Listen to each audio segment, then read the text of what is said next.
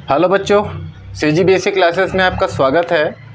आज की क्लासेस में हम लोग देखेंगे प्रश्नावली 2.2 जिसमें दिया हुआ है परिमेय संख्याओं का घातांक निकालना। प्रश्नावली 2.1 जो पिछले क्लासेस हमने देखा वहाँ पे संख्याओं का घातांक निकालना, सिर्फ एक नॉर्मल संख्या दिया हुआ था। ठीक है, आज जितने भी क्वेश्चन देखेंगे यानी प्रश्नावली 2.2 वो है परिमेय संख्याओं का घातांक। परिमेय संख्याओं का घातांक दिया रहेगा, उसको आपको सरल करना रहेगा। परिमेय संख्या कहने का मतलब क्या होता है, आपके पास भिन्न के रूप में क्वेश्चंस रहेगा, यही होता है परिमेय संख्या। तो चलिए पहले क्वेश्चन के माध्यम से हम लोग देखेंगे। यहाँ पे क्वेश्चंस अलग अलग प्रकार के हैं। अभी तक हमने जितने भी घातांक के नियम पढ़े थे उन नियमों को उपयोग करके ही ये बनाना है। ठीक है, चलिए पहला क्वेश्चन कैसे बनेगा उसको देखते हैं। यहाँ पे दिया है पहला क्वेश्चन में निम्न को सरल कीजिए। उसमें आपका ए में दिया हुआ है 2/7 की घात 3 गुणा 1/2 की घात 3।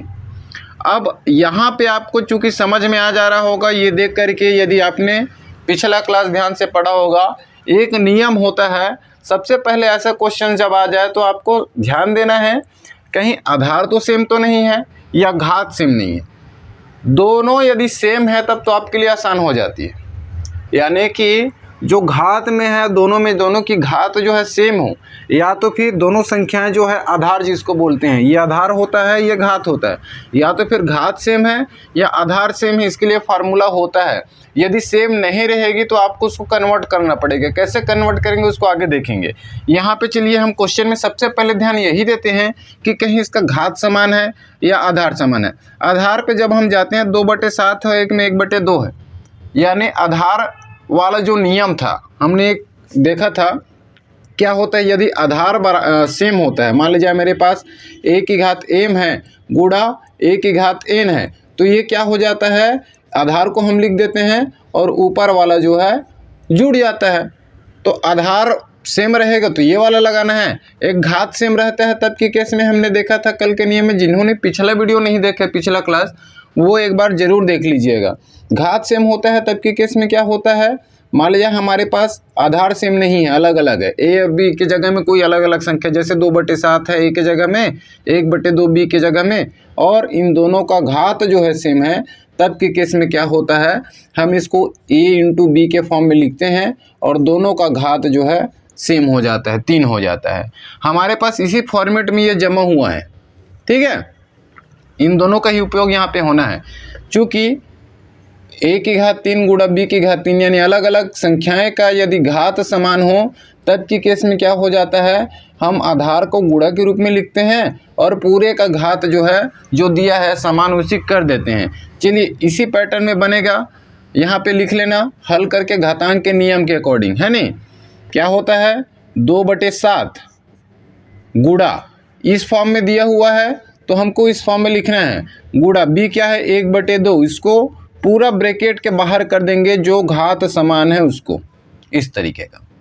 ठीक है, बस अब ये सॉल्व हो जाएगा। कैसे हो जाएगा, जब हमारे पास बीच में गुणा आ जाता है भिन्नों के बीच में, तो क्या होता है ऊपर ऊपर का गुणा कर दो और नीचे नीचे का गुणा कर दो। ठीक है, यहाँ पे पक्षांतर वगैरह कब होता है, जब प्लस है माइनस है और कुछ चीज़ें हैं तब तिर्यक गुणा करते हैं। यहाँ पे तिर्यक गुणा नहीं करना है। ज़्यादातर बच्चे यहीं पे कंफ्यूज होते हैं कि गुणा दिया है वहाँ पे भी तिर्यक गुणा कर देते हैं, यानी आपको तिर्यक गुणा नहीं करना। यदि बीच में गुणा दिया है दो भिन्नों के बीच में तब आपको नॉर्मल गुणा करना है, ऊपर वाला को ऊपर वाले के साथ, नीचे वाले का नीचे वाले के साथ। चलिए 2 को गुणा जब 1 से करेंगे तो क्या हो जाएगा, 2 हो जाएगा, बटे 7 का गुणा 2 से करेंगे 7 दूनी 14 हो जाएगा और घात में 3 है। अब इसको कटा लेते हैं, भाग दे लेते हैं, तो क्या हो जाएगा 2 एकम 2 और 2 सत्ते 14, यानी हमारे पास आती है 1/7 की घात 3। और किसी भी संख्या का यदि घात 3 है ऊपर में, यानी इन दोनों के लिए होता है, इसको हम इस तरीके से लिख सकते हैं, यानी 1 की घात 3 बटे 7 की घात 3, ये लिख सकते हैं। ठीक है, 1 का घात कितना भी आप बढ़ा लो 1 ही आना है, तो इसको क्या लिखेंगे 1। और चलिए 7 का गुणा 3 बार करते हैं, 7 गुणा 7 गुणा 7 3 बार है, तो 7 सत्ते 49, 49 सत्ते कितना होता है उसको निकाल लीजिए। 7 × 63 की 3 हासिल आई 6, 7 चौक 28, 28 और 6 34, यानी 343 आएगा। ठीक है, तो क्या हो जाएगा इसका फाइनल आंसर 1/343। ये क्या हो गया आपका आंसर निकल के आ जाएगा। तो कहीं ना कहीं स्टार्टिंग में आपको ये जो नियम हम लोग पढ़े हैं उसी के आधार पर ही बनेगा, बस ये भिन्न के रूप में है। भिन्न को आपको सॉल्व करने आना चाहिए। उम्मीद करता हूँ ये क्वेश्चन जो है आपको समझ में आ गई होगी। चलिए दूसरा क्वेश्चन में हम लोग बढ़ते हैं, स्क्रीनशॉट लेते चलिएगा इसको, ठीक है। दूसरा क्वेश्चन, दूसरा में क्या दिया हुआ है, पहला का b 4/5 की घात 4 गुणा क्या दिया हुआ है 5/4 की घात 2, 5/4 की घात 2। अब फिर से वही, सबसे पहले आपको काम क्या करना है, आपको आधार को देख लो कहीं सेम तो नहीं है, या घात को देख लो। अब ध्यान से देखिए, आधार तो यहाँ पे समान है नहीं, एक में 4/5 दिए, दूसरे में 5/4, और घात भी इसका समान नहीं है कि घात 4 और एक में 2 दिया है। इसके पहले वाले में 3 था, तो हमने डायरेक्ट वो नियम होता है वो लगा दिया था। अब ऐसे केस के लिए तो हमारे पास नियम है ही नहीं, तब क्या कर सकते हैं, तब एक सिचुएशन होता है, इसको पलट देते हैं। बटे को जब हम पलटते हैं तो क्या हो जाता है, ये जो घात है माइनस हो जाता है। कैसे पलटते हैं, जैसे 4/5, किसी को भी आप कर सकते हैं, इसको भी कर सकते हैं, इसको भी कर सकते हैं, आंसर आपका सेम आना है। चलिए मैं दूसरे वाले को जो है पलट देता हूँ, गुणा ये 5/4 ही, उसको सेम आधार लाने के लिए, क्योंकि नियम में सेम आधार वाला होता है ना, आपस में जो घातें हैं वो जुड़ जाती हैं, है नहीं, यदि आधार समान होता है तो 4/5 कर दूँ तो जो इसका घात है उसको माइनस में कर देना। अब ये कहाँ से आया उसको थोड़ा सा हम लोग देख लेते हैं। मान लीजिए हमारे पास a/b है, ठीक है, इसका घात जो है -m है, मतलब इनके जगह में कोई संख्या है, अलग अलग संख्या है, अलग अलग लिया है ना, अलग अलग संख्या है, और घात में कोई सभई है। तो हम क्या होता है, ये जो -m है ये दोनों के लिए होता है, a⁻−m बटे b⁻−m। ये कहाँ से आया, कैसे इसको कर रहे हैं उसको हम लोग अभी समझ रहे हैं, ठीक है। ये होता है। अब हमें मान ली जाए a/b को, इसका जो निगेटिव है घात वो पॉजिटिव में करने के लिए हम क्या करेंगे, इसको b/a पलट देते हैं, और पलटते हैं तो घात जो है क्या हो जाता है, विपरीत हो जाता है। प्लस है तो माइनस हो जाएगा, माइनस है तो प्लस हो जाता है नहीं। तो ये क्या हो जाएगा, अब ये दोनों घात को मैं बाहर लिख देता हूँ, तो ये यानी हम इसके बराबर में क्या लिख सकते हैं, b/a की घात m लिख सकते हैं। बस यही चीज़ हुआ है, यानी कि हमारे पास 5/4 की घात 2 था, तो उसको हम क्या लिख सकते हैं, इस फॉर्म में था ये, ठीक है। b के जगह में 5 है और a के जगह में 4 है, और घात में 2 है, उसको हम इस फॉर्म में लिख रहे हैं। तो a ऊपर आ गया, यानी 4 ऊपर आ गया, बटे b हो गया, b के जगह में 5 है यहाँ पे, और ये जो घात है वो माइनस हो गया। तो ये यहाँ से आया है, इसको ध्यान देना है, ठीक है। ध्यान नहीं देना है तो ये याद रखिएगा कि पलट दें तो क्या हो जाता है, घात जो है माइनस हो जाता है। चलिए अब यहाँ पे हमारे पास पता चल गया, क्या पता चल गया कि यहाँ पे एक नियम होता है घातांक का, क्या होता है कि आधार यदि बराबर हो तो जो घातें हैं वो आपस में क्या हो जाती हैं, जुड़ जाती हैं, ठीक है। अब यहाँ पे दोनों के लिए अलग अलग नियम होता है ना। यदि घात बराबर है तो पहले हमने देखा था कि भैया आधार जो है अलग अलग है और घात सेम है, तो आधार जो है a गुणा b करके ऊपर में घात जो है 1 के लिए हो जाता है ब्रैकेट के बाहर में। और जब आधार समान हो तब की केस में क्या होता है, हमको एक बार आधार लिख देना है, और घात में क्या होता है, 4 धन आपस में क्या होता है, जुड़ जाता है नहीं। तो -2 है तो माइनस के साथ में लिखेंगे, तो ये इस तरीके का हो जाएगा। फिर आगे इसका सोल्यूशन कैसे हो जाएगा,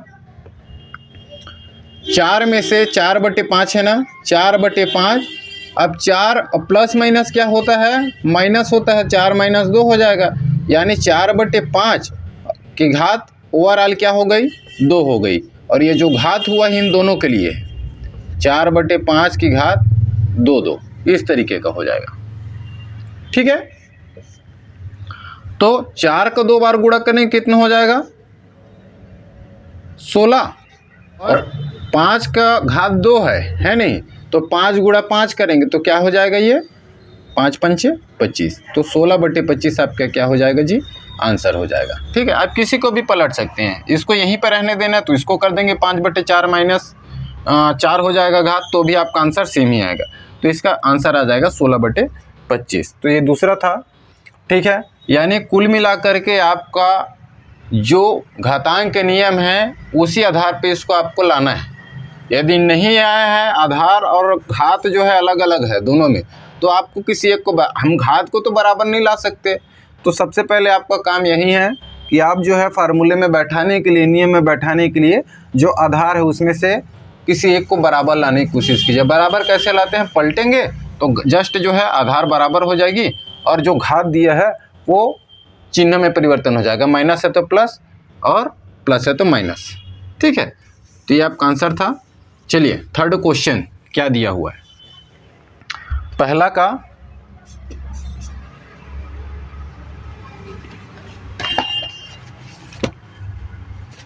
तीसरा क्या दिया हुआ है, -5/3 भागित -1/5/2। अब भाग वाला भी एक संक्रिया हम लोग पढ़े हैं।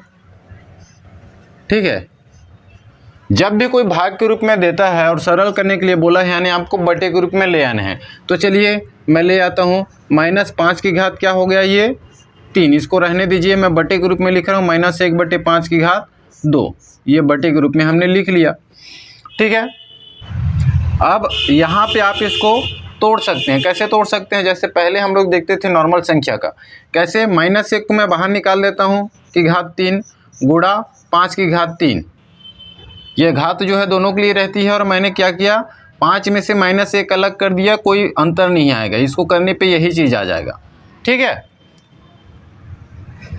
बटे नीचे वाले में भी क्या करते हैं, -1/2 बटे 5/2, ये घात दोनों के लिए है।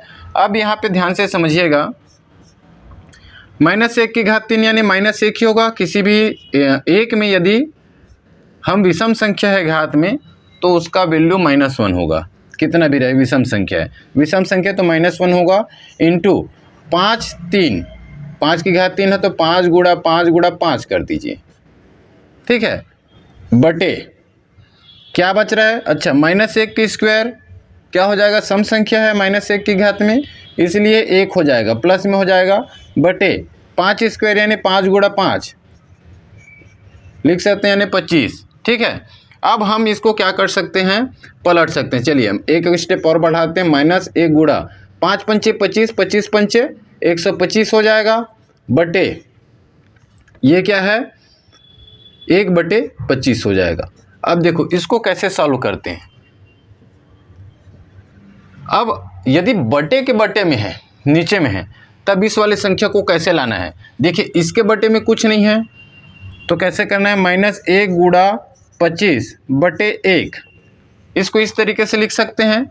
ये ऊपर वाले के लिए, बटे का बटे है तब उसको कैसे पलटते हैं, अच्छा 125 है ये, सॉरी, -1 गुणा 125। अब इसको गुणा के रूप में लिख रहे हैं, गुणा के रूप में जब हम लोग लिखते हैं तो ये जो 1/25 से पलट जाती है, यानी 25 ऊपर चला जाएगा और बटे 1 हो जाएगा। अब 125 और 25 का गुणा कर लीजिए, 125 और 25 का गुणा करते हैं तो क्या हो जाएगा, 5 पंचे 25, 5 हासिल लाई 2, 5 दूनी 10, 10 2 12 की 2 हासिल लाई 1, और 5 एकम 5, 5 एक 6, फिर 2 से करो, 2 पंचे 10 की 0 हासिल लाई 1, 2 दूनी 4 1 5 और 2 एकम 2, यानी कितना आ गया, 5 2 6 5 11 की 1 हासिल लाई 1 और 3 3 1 2 5, क्या हो जाएगा ये, -1 गुणा 3 1 2 5, नीचे नीचे का गुणा होगा तो एकम में ख़त्म, 1 एकम 1, यानी नीचे में बटे का जो है, बटे में 1 यदि आप लिखते हैं इस तरीके से गुणा करके तो उसका कोई मतलब नहीं है, यानी ओवरऑल क्या हो जाएगा, 1 का हम इसमें गुणा करेंगे तो माइनस लगेगा, है नहीं, 3125, ये आपका फाइनल आंसर हो जाएगा। इस तरीके से सॉल्व करना, यहाँ पे कोई भी सरल करना था, कोई घातांक का नियम नहीं लगा है, बस यहाँ पे क्या होता है, ये वाला चीज़ आपको थोड़ा अटपटा लगा होगा।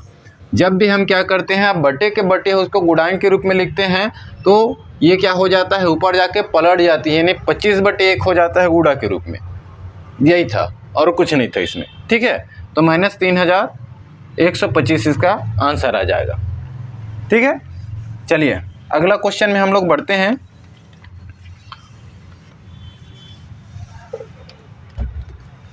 पहला का क्या है, डी, पहला का डी में दिया हुआ है 3/4 की घात 3 गुणा 3/4 की घात -5। अब देखो इस परिमेय संख्या में आप सबसे पहले क्या करते हैं, मैंने बोला है आप बेस को देखो, आधार को देखो कि कहीं समान तो नहीं है, या घात को देखो, घात तो नहीं है, एक में 3 है, एक में -5 है। तो यहाँ पे जो आधार वाला नियम होता है कि घात परिमेय संख्या में यदि घात अलग अलग है लेकिन आधार जो संख्याएं हैं वो सेम है, तब क्या होता है, आधार को एक बार लिखते हैं और जो घात है वो आपस में जुड़ जाती है। तो इसको सिंपल सॉल्यूशन है, चूँकि यहाँ पे क्या होता है, साइड में आप ऐसे लिख लीजिएगा कि यदि हमारे पास आधार जो है सेम है, a गुणा a है, और घात अलग अलग है यानी m और n है, तो क्या हो जाता है, हम आधार को एक बार लिख देते हैं यानी a को एक बार लिख देंगे और ये m धन n हो जाता है, घातें आपस में जुड़ जाती है। ये वाला जो नियम होता है घातांक उससे सॉल्व हो जाएगा। ठीक है, हमारे पास आधार a की जगह हम 3/4 है, 3/4 को हम एक बार लिख देते हैं और जो घातें हैं वो आपस में क्या हो जाएंगे जी, जुड़ती है। तो 3 प्लस ये माइनस में है ना, ध्यान देना, तो -5 अलग से ब्रैकेट में कर लेना। ठीक है, 3/4, 3 और प्लस माइनस क्या होता है, माइनस हो जाता है नहीं, यानी इसका क्या हो जाएगा, घात 3 और -5 हो जाएगा। प्लस माइनस क्या होता है, माइनस होता है। चिन्ह के बारे में हम लोग पहले क्लासेस में देख चुके हैं। तो 3/4 की घात क्या हो जाएगा, -2। ठीक है, ये हो जाएगा। अब इसको कैसे सॉल्व करेंगे, ये जो घात होता है ये दोनों के लिए होता है, यानी क्या हो जाएगा, 3 की घात -2/4 की घात -2। ठीक है, लेकिन अब माइनस को आप क्या कर सकते हैं, पलट सकते हैं, तो आपका आंसर जो है सही हो जाएगा, यानी प्लस में आ जाएगा।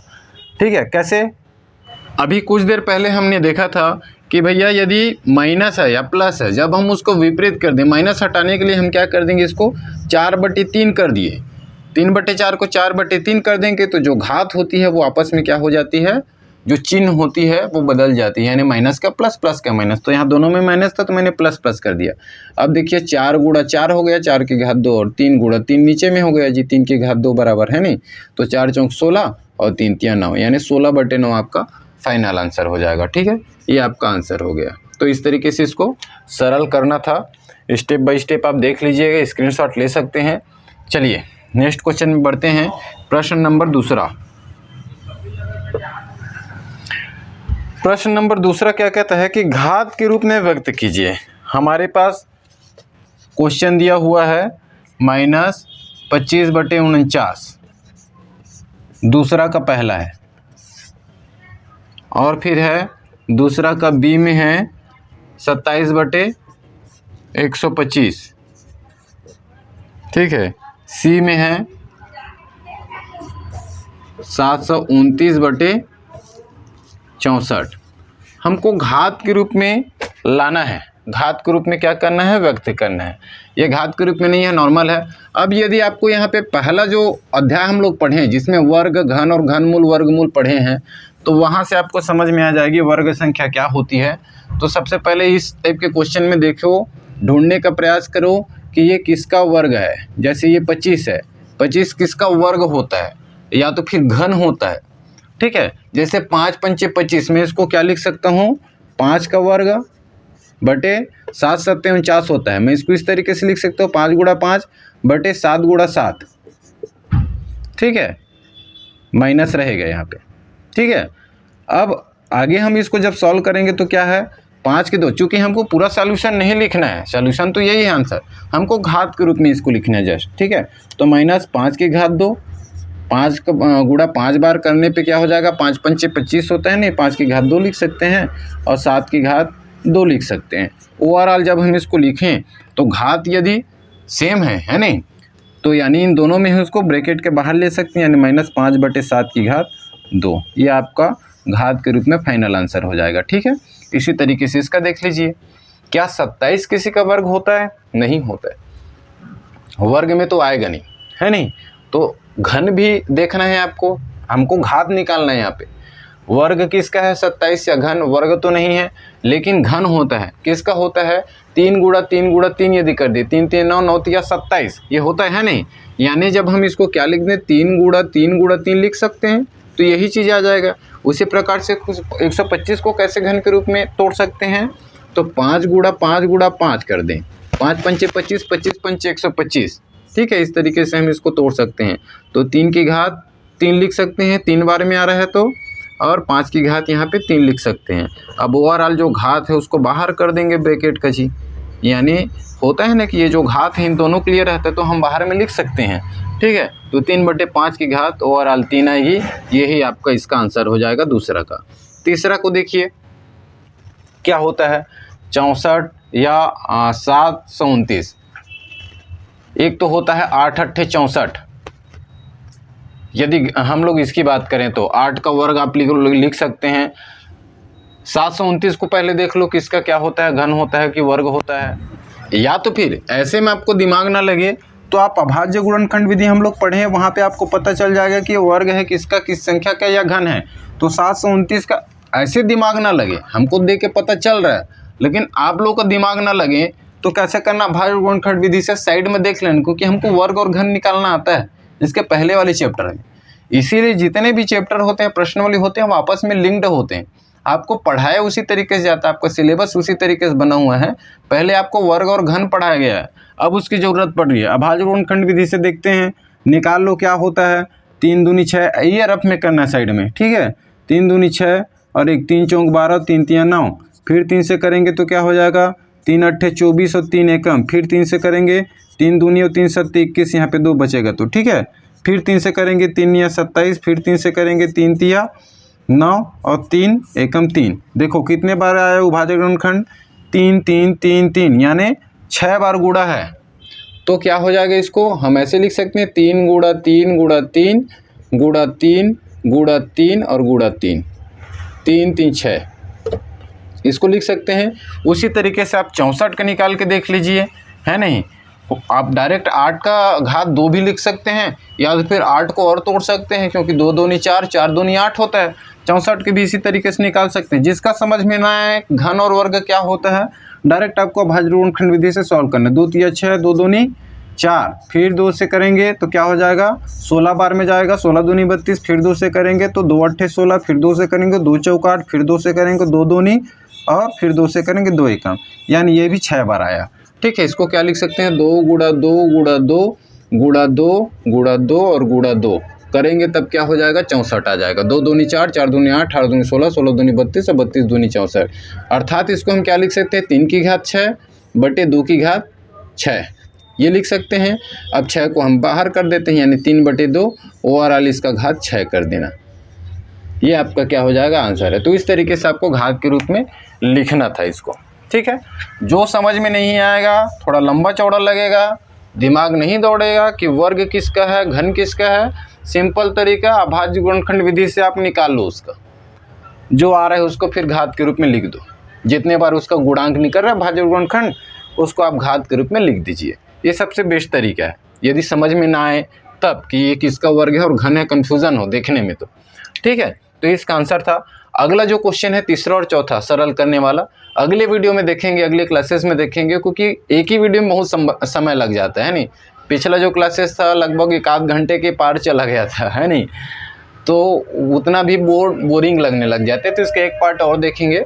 आज की वीडियो में इतनी ही है दोस्तों, और मेरे द्वारा दी गई जानकारी अच्छी लगती होगी, चैनल को जरूर सब्सक्राइब करके रख लीजिएगा। मिलते हैं अगले वीडियो में, तब तक के लिए धन्यवाद।